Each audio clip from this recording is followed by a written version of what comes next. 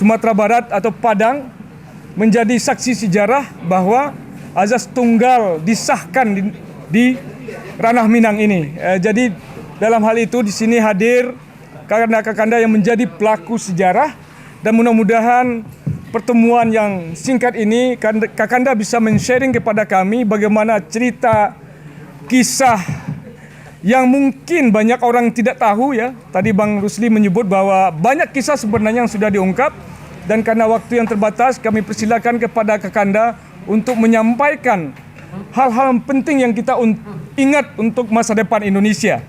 Pertama, kita persilakan kepada kakanda Afrizal Mutua untuk memberikan pesan-pesan penting bagi kita generasi muda di masa kini dan masa mendatang.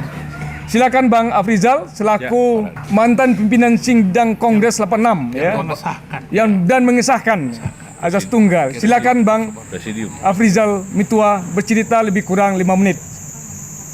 Oke, Assalamualaikum warahmatullahi wabarakatuh. Waalaikumsalam warahmatullahi wabarakatuh. Kongres HMI Medan, Bang Gafur ingin melancarkan ke dalam forum kongres tentang azas tunggal. Tapi karena HMI sudah punya mekanisme di MPK, sudah tidak ada peluang untuk bicarakan itu, maka sangat hangatlah di Medan itu, sehingga dia berpidato saat itu tentang azas tunggal. Peserta kongres mengatakan di antaranya, alhamdulillah kami Bang, kami ini bukti seperti kuda yang tidak pakai kacamata hijau. Kalau yang Bang tawarkan ini rumput yang sangat kering, kalau kami memakai kacamata hijau maka matilah HMI. Oleh sebab itu hari ini kami tidak memakai kacamata, bahwa yang Abang tawarkan itu adalah rumput yang kering kerontang. Perjalanan dari Medan ke Padang, disitulah inspirasi kita sebagai Ketua Umum Batko bersama Sarpi dan teman-teman seluruh HMI cabang Padang dan Sumatera Barat Riau. Di waktu sidang MPK di Jakarta, Sumatera Barat tidak calon. Yang calon itu Jawa Timur, Jakarta, dan Lampung. Tapi kita di sini membuat sebuah terobosan saat itu karena apa yang disampaikan oleh Bang Mese, bahwa Pak Azwar Anas itu alumni HMI ITB. Nah, oleh sebab itu kekuatan itu, keberanian kita membuat proposal menawarkan ke sidang MPK untuk Sumatera Barat cabang Padang menjadi calon untuk kongres dan dibiayai 100%. Itu dulu Bang. Oleh sebab itu pendek kata, jadilah Padang menjadi tuan rumah. Nah, ketika tuan rumah ini, maka apa yang disampaikan oleh Sarfi, apa yang disampaikan tadi, perdebatan di sekitar azas tunggal itu tentang hidup dan mati. Maka kita cabang Padang dan Batko HMI Sumbar Riau sebagai pelaksana ada filsafatnya bahwa taplak meja ini hijau didekati dengan akidah tetap sampai hari kiamat dia hijau. Didekati dengan intelektual tidak akan bisa berubah. Tapi forum kongres 10 orang kita mengatakan taplak meja ini putih, hari itu dia putih. Maka itulah pelaksana kongres yang diharapkan oleh peserta kongres seluruh Indonesia.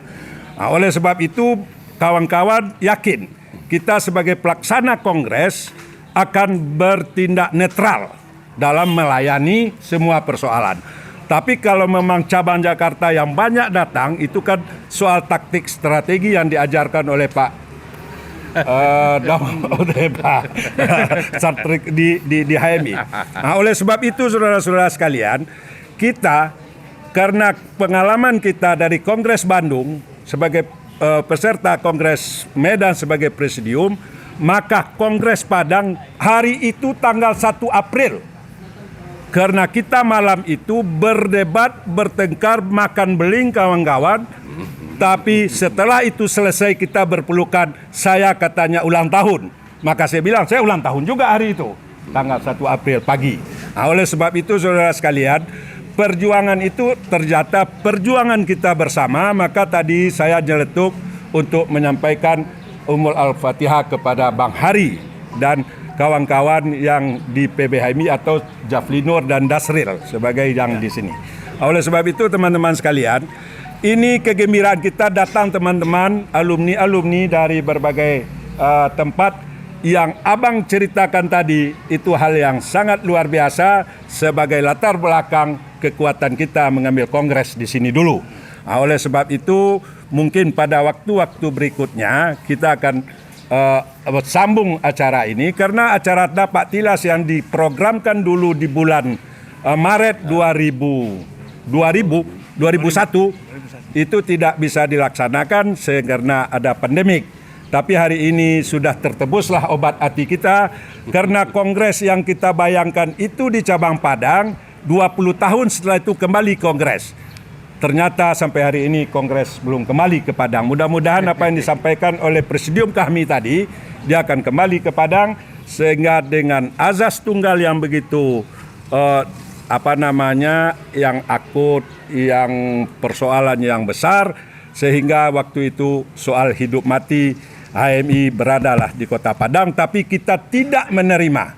Kita hanya menetapkan azas Pancasila di dalam Kongres. Saya rasa terima kasih. Bang Ferry sebagai elit dan waktu itu di PB HMI, memang ada alasan politis kenapa Padang dipilih untuk memuluskan. Bang Sarpi waktu itu kalau Bang Sarpi ya?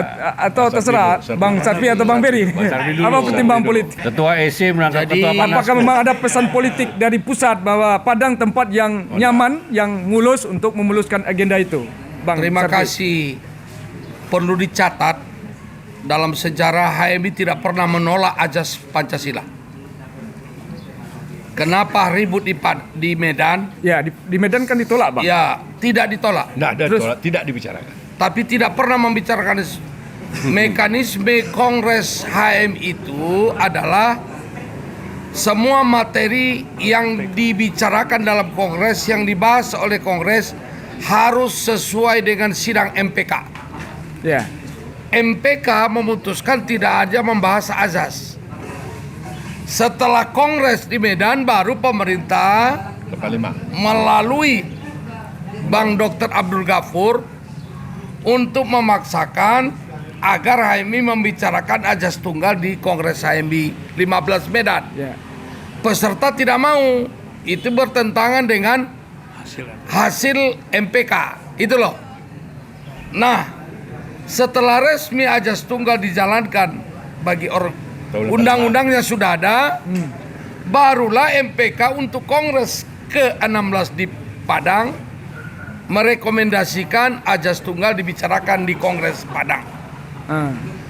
Melihat peluang itu, karena ini sudah ada dalam materi Kongres, kita dari Padang waktu itu Pak Abrizal Mutra sebagai Ketua Batko yang ikut dalam sidang MPK meminta kepada saya waktu itu Ketua Bidang Organisasi Batko agar kita berjuang agar Padang jadi tuan rumah. Padahal rekomendasi Kongres Medan Padang tidak masuk. Yang masuk adalah Surabaya, Jakarta dan Lampung. Ketiga-tiga gubernur ini di mata kami dari Sumatera Barat bukan alumni HMI. Ya. Maka oleh sebab itu kami tawarkan kepada PB HMI, kenapa tidak dibuat Sumatera Barat? Alasannya Sumatera Barat itu mulai berdiri adat Basandi Sarak Basandi Kitabullah. Antara keislaman dan keindonesiaan tidak pernah ada perbedaan di Sumatera Barat. Tidak pernah ada pertentangan di Sumatera Barat. Di Sumatera Barat keislamannya luar biasa, tetapi pengorbanan untuk keindonesiaan sebagaimana disampaikan oleh Bang Sem tadi luar biasa tokoh-tokoh Minang. Makanya wajar azas tunggal itu diputus di Kongres Padang.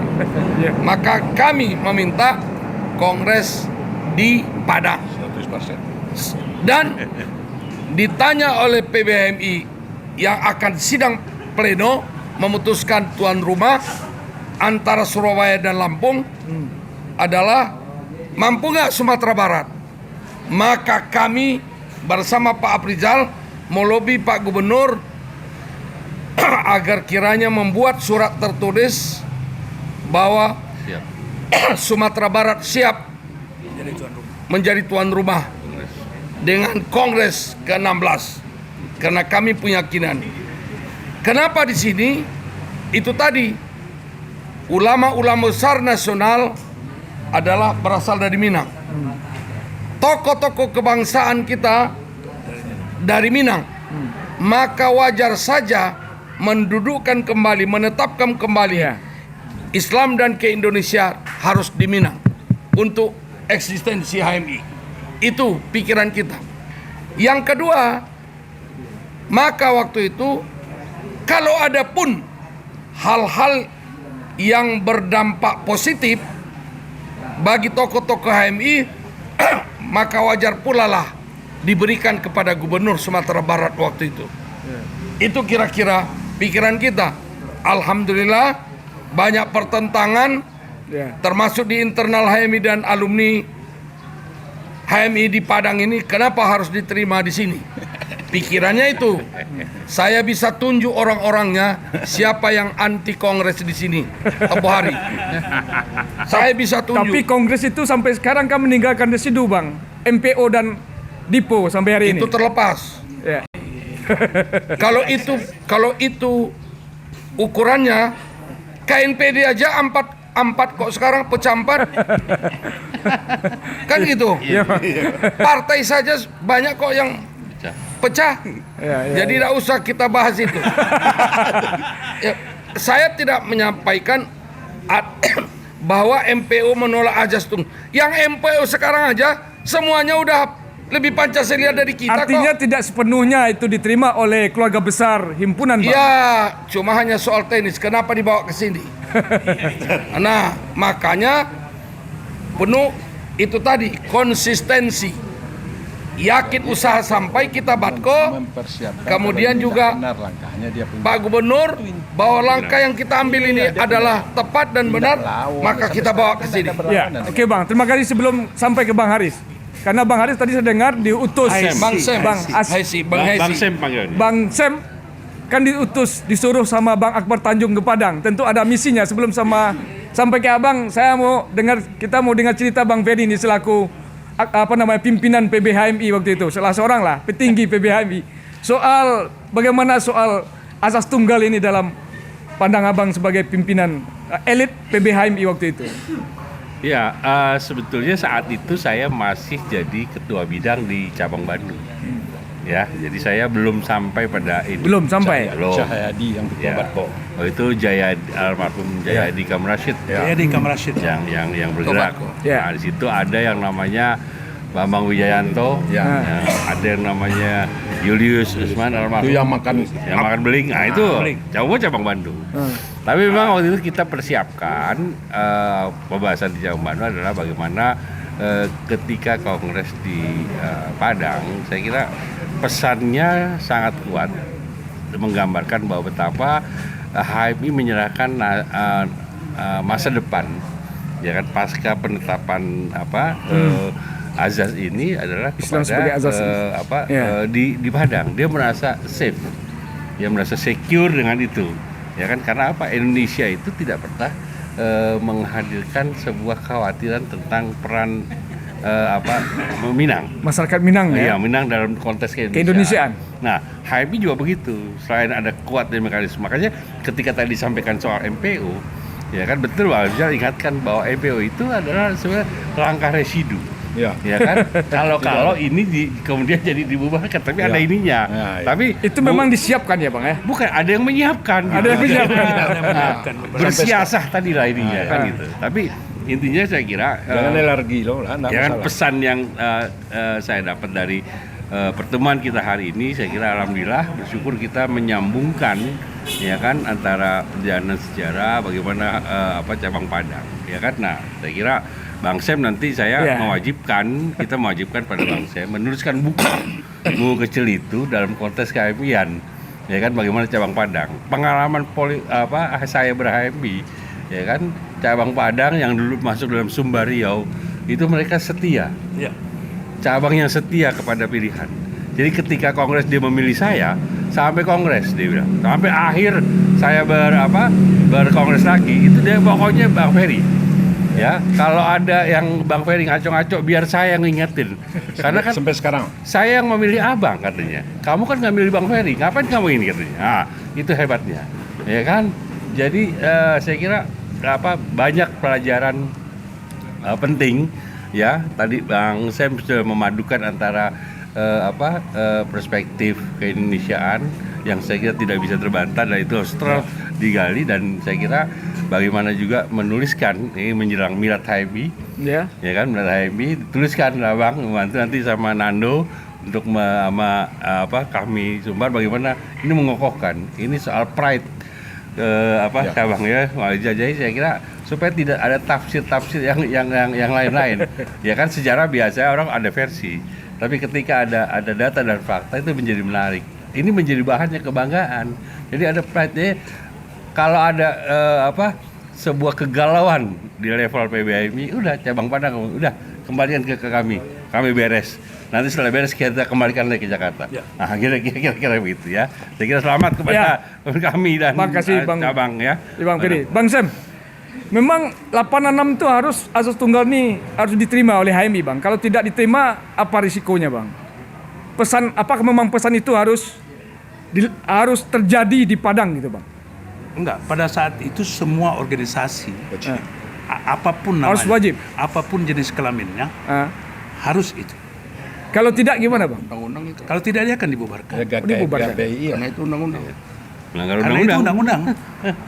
Nah, oleh karena itu ada beberapa hal yang harus dicatat kemudian adalah inisiatif yang muncul dari Batko sama HMI cabang Padang pada saat itu adalah menjaga 3 hal yang sangat mendasar. Ya. Jadi yang pertama konsistensi. HMI lahir itu untuk dimensi kebangsaan. Ya, keindonesiaan. Lalu dimensi kebangsaan dalam konteks HMI itu adalah keindonesiaan, keislaman, sama keilmuan. Pada saat dia dilahirkan. Kemudian yang kedua integritas. Jadi kawan-kawan di cabang Padang kemudian di Sumatera Barat pada saat itu menegaskan gitu, nyawa HMI itu namanya independensi. Ya, kami pelaksana urus. Nah kemudian Bung Afrizal pada saat itu mengatakan bahwa independensi yang dimaksudkan oleh HMI pada saat itu adalah menegakkan apa yang diatur oleh undang-undang. Ya. Sehingga bukan soal menerima atau tidak menerima azas tunggal. Ya. Nah yang menyertai itu kemudian seperti dijelaskan oleh Bung Afrizal, kemudian Bung Ferry dan Bung Sarfi tadi itu ada kemampuan siasah karena kita dilatih itu namanya strata. Ya. Jadi strategi dan taktik. Jadi pada perkadaran masa itu kita dilatih oleh Mas Dahlan segala macam. Mas Dahlan. Nah pada masa itu kebetulan saya sedang liburan. Kemudian Husnul Mariah yang sekarang jadi pengamat politik terkenal itu pada saat itu akan menyelesaikan S1 dia. Nah sehingga jadi kita berbagi tugas. Jadi berbagi tugas itu Husnul Mariah itu khusus mengamati dimensi politik dari azas tunggal itu. Nah saya itu karena basis saya adalah visioneering untuk melihat ke depan. Jadi saya lebih banyak mengamati persoalan-persoalan yang ada hubungannya dengan reka cita. Apa vokal concernnya itu sudah diputuskan oleh MPK. Nah kemudian Afrizal, kemudian habis itu Sarfi dan kawan-kawan. Jadi yang ada di Sumatera Barat sama Hari pada saat itu yang ada di PP itu memberikan gambaran kepada saya mengenai driving forces-nya. Jadi konsep nilai budayanya seperti apa, nilai politiknya bagaimana, sampai yang paling kecil bahkan pada saat itu ketika saya ngobrol dengan Sarfi itu yang namanya finance viability. Jadi bagaimana mengelola dana supaya kongres itu selesai dengan baik. Walaupun di tengah jalan ada beberapa korban lah ya, korban perasaan. Kayak misalnya Unititi misalnya harus ditekan dia. Karena kalau sidang tidak mengambil keputusan itu, kalau Bung Afrizal dan kawan-kawan mengambil keputusan lain, ya, maka bahan-bahan masakan itu tidak akan ada. Artinya apa? Peserta kongres itu nggak akan makan pada saat itu, gitu. Jadi sangat-sangat beragam. Dan yang paling akhir itu adalah jadi konsistensi dalam makna yang luas. Jadi konsepnya itu apa? HMI menerjemahkan Bhinneka Tunggal Ika itu utuh. keberbagaian untuk satu, untuk Indonesia. Jadi bukan untuk yang lain-lain. Nah, oleh karena itu konsepnya apa? Ketika bangsa ini kehilangan arah, akan terpecah belah melalui race, Ya. maka tokoh dari Minang, dari Solo itu lahir melalui petisi, mosi, yang namanya mosi integral, Muhammad Nasir itu yang terjadi di kita sini. Menerima sebuah realitas sesuai undang-undang untuk menyatukan, bukan cuma HMI. Yang diputuskan oleh Bung Afrizal itu ketika ketuk palu itu akhirnya mempengaruhi yang lain, mempengaruhi organisasi lain. Kesimpulannya adalah bahwa ketika bicara Kongres Padang, kalau ada nasihat, kalau kau tidak bisa menjadi pelaku sejarah, maka tulislah sejarah. HMI Cabang Padang menjadi pelaku sekaligus menuliskannya. Iya, Ya. Bang. Mungkin Bang Ferry ada Yang menambahkan? penting pesan untuk HMI hari ini adalah soal MPK. Ya, bahwa betapa peristiwa besar saat itu yang cukup menguras energi semua komponen, khususnya keluarga besar HMI, ketika ada mekanisme MPK itu menyelamatkan. Jadi saya kira adik-adik HMI sekarang kembalikanlah fungsi MPK sebagaimana saat dia dilahirkan. Dan menjaga independensi. Dan itu dia menjaga independensi, dia menyelamatkan organisasi, dia memperlancar perjalanan kongres gitu. Ya kan? Jadi bukan majelis pemain dari di kongres. Ya, itu aja. Jadi kalau ada sekarang mengatakan dengan adanya Kongres Padang sudah itu HMI pecah dengan MPO itu tidak tahu sejarah. MPO itu ada kelompok kalau ini tidak tepat pengambil kebijaksanaan dia siap untuk menyelamatkan organisasi. Kenyataannya dari 86 sampai sekarang MPO tidak macam-macam. PB pun tidak dia obrak-obrik, tapi dia tetap ada, itu biasa-biasa saja. Nah, itu yang Artinya asumsi saya tadi Bang, ini pendapat saya ya, karena saya juga baca tentang peristiwa itu. Abang menyebutkan kan lebih kaitannya ke sejarah, bahwa Minangkabau itu adalah bisa dikatakan pencetus lahirnya Republik ya, jasa besarnya terhadap kontribusi terhadap negara. Tapi kalau saya baca praktis saya, itu karena Padang itu kan belum lama terjadi peristiwa PRRI, kemudian suasana psikologi politik masyarakat di masa itu 70-an 80-an itu kan masih sangat tergantung dengan pusat. Situasinya dianggap relatif aman ya. Kemudian waktu itu juga gubernur dipimpin oleh seorang tentara militer, sehingga ini adalah skenario yang sengaja diciptakan lebih ke soal itu daripada alasan-alasan sejarah dan filosofis tadi. Dan Ini pandang saya, Pak. Yang paling penting adalah bahwa tidak ada dalam sejarahnya bahwa Sumatera Barat itu dengan tokoh-tokoh dan kecerdasannya itu memberontak untuk menghancurkan negeri. Iya, nggak ada. Tapi Pak. dia adalah justru menyelamatkan Indonesia. Iya. Ini dibuktikan. Ya tadi Bang Sam bilang, dia melakukan apapun, pokoknya Indonesia utuh. Setelah itu udah kau kelola lah itu, ya kan? Nah, itu saya Bukan kira. karena alasan Ya. suasana politik terkonsolidasi. Yang Anda sampaikan tadi betul Ya. kalau dilihat dari perspektif penguasa pada saat itu. Dari perspektif HMI berbeda. Tidak ya, Bang. Jadi begini. Itu setelah sidang MPK itu Sarpi mengelola di sini sehingga dia terbang dengan Pak Azwaranas ke Jakarta. itu. Setelah itu dia tidak bisa masuk ke MPK, tapi orang MPK pergi ke perwakilan. Itu jualan bahwa Azwaranas ini keislamannya kuat, tidak akan berubah. Kayak yang saya katakan tadi, kalau warnanya hijau, pendekatan akidah sampai hari kiamat tidak akan berubah. Kalau dia pendekatan intelektual sampai kapanpun dia tidak akan bisa berubah akademik kita. Tapi ini persoalan kesepakatan. Kesepakatan itu dengan adanya figur Pak Azwar, itulah yang mendukung kita. Nah, itu. Jadi waktu sebelum kongres dibuka, semua peserta kongres itu sudah berada di Kota Padang. Pak Azwaranis ini dia tidak pendekatan kekuasaan atau ancaman. Tidak. Enggak. Dia pendekatan dialog. Diundang makan ke gubernuran, kemudian dia sampaikan sambutan sampai seperti ceramah kultum tentang ketuhanan ini. ketuhanan, akidah, keislaman, mengenai tauhid dan keindonesiaan.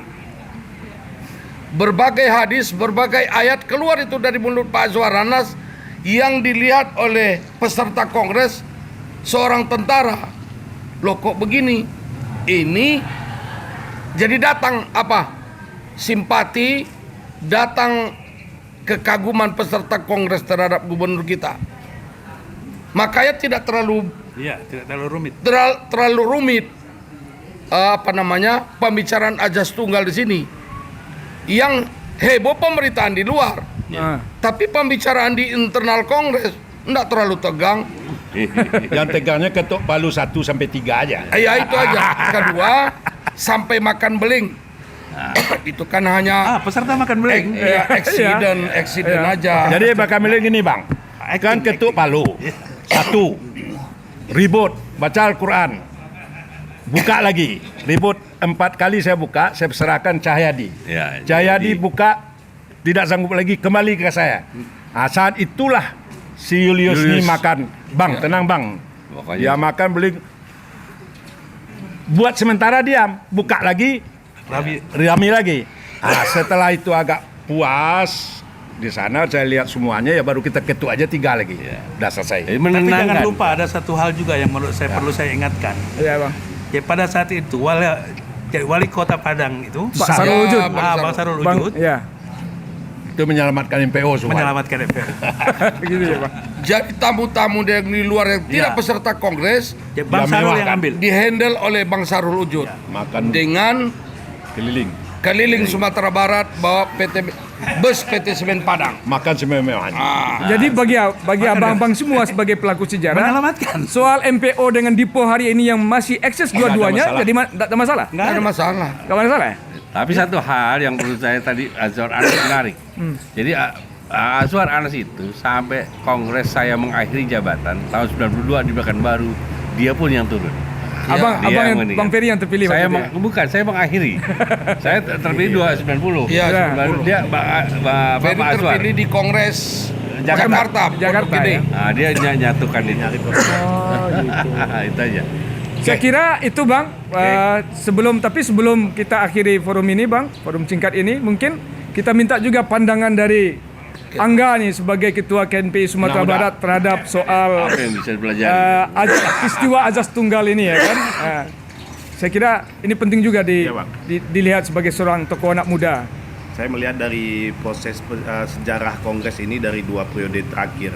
Itu dari turunnya Bang Ferry ketika di Kongres Pondok Gede dan Pekanbaru.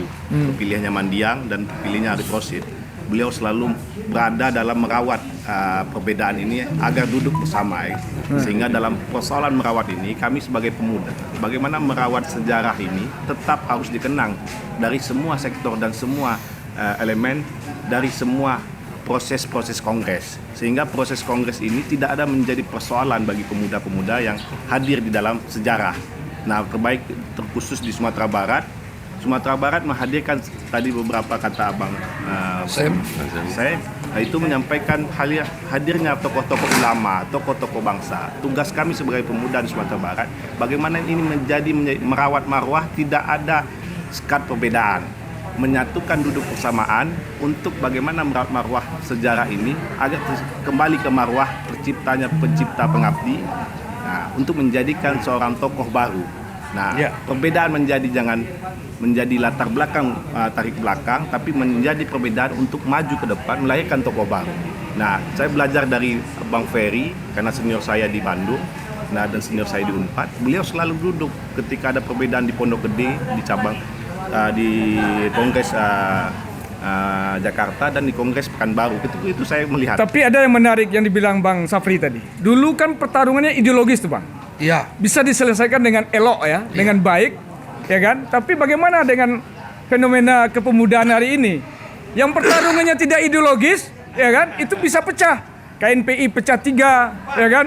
4 ya. Nah, itu gimana? Biar menurut Angga yang saudara menyatukan nanti. Biar dia yang menyatukan. Angga yang menyatukan. Bang Tuju gimana pendapat Anda itu? Kalau saya pribadi Bang, tidak ada persoalan untuk persoalan penyatuan ini. Nah, ini bagaimana semua senior ini duduk bersama. Ya. Nah, saya pribadi justru penyatuan ini menjadi kekuatan penuh untuk melahirkan tokoh baru. Ya, Wabil Koster.